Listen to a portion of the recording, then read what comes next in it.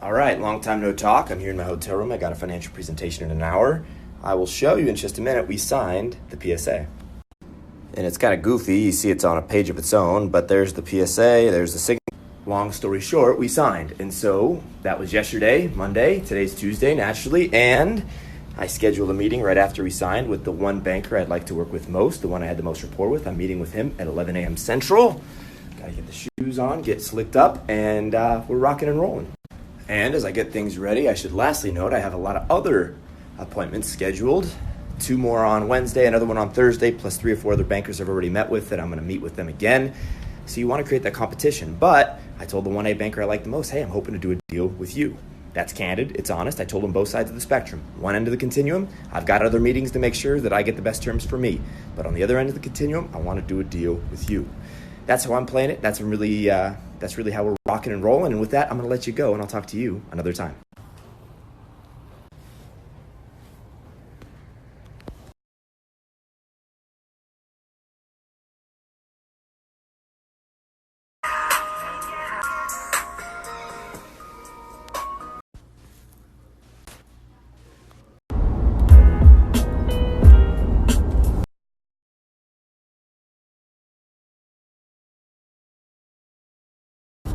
Yo, what's good? So that last one cut, I'm having to refilm this. But in short, I just had a great meeting, yet another financial presentation that went really well.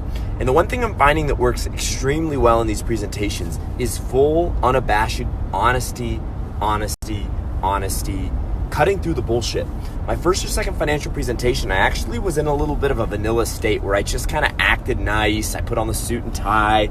I smiled. I sounded like a blah, blah, blah politician.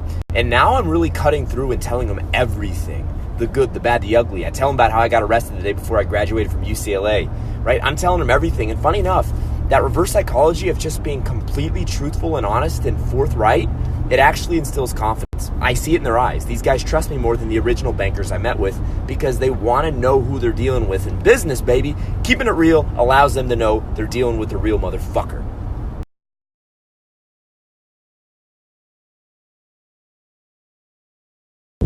All the data I need to share with the bankers right here. So we're about to go hand deliver it because I'm a consummate gentleman. And what can I say? I like to deliver things myself.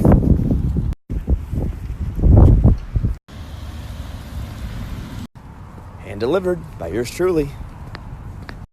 All right, so some of you guys have been asking me what the main questions you should ask bankers about are. I always ask them about refinancing, about the terms that they're willing to offer. I always ask them about whether or not they want the depository relationship within their financial institution. Hint, they always do. They want that money in their bank. And then I always ask them about their loan approval process. How long does it take? What's the process look like? And I also ask them, what can I do to make that as smooth of a process for you as humanly possible? Those are the main questions I ask banks when I'm quote unquote interviewing them. Of course, they're also going to ask you questions, which is expected. You're asking to get a lot of money out of them, so they're going to do that. But those are the main things I ask. And also, a little note, and this is a big one, actually. It's not a little note, it's a big note. And I'm going to wait right here and talk to you. Always bond with them at the end. The guy I just met with, he loves sports. We talked about sports for 15 minutes to wrap up the meeting. That is smooth. It builds rapport and connection. All right, so I'm not going to show the name of the group that's offered us, but not the best interest rate, 8.49% on a 30-year note with 30-year amortization. About 8.5%. That's the guy. I gave him the information 2 days ago, and he already gave me that pre-approval. So because it's fast, your interest rate's higher. And that's kind of the game. For those of you guys looking to get loans, there are lenders that loan money real fast. You give them information, they give you a pre-approval in 2 days. And then there are traditional financial institutions that take a week or two to get you that pre-approval note.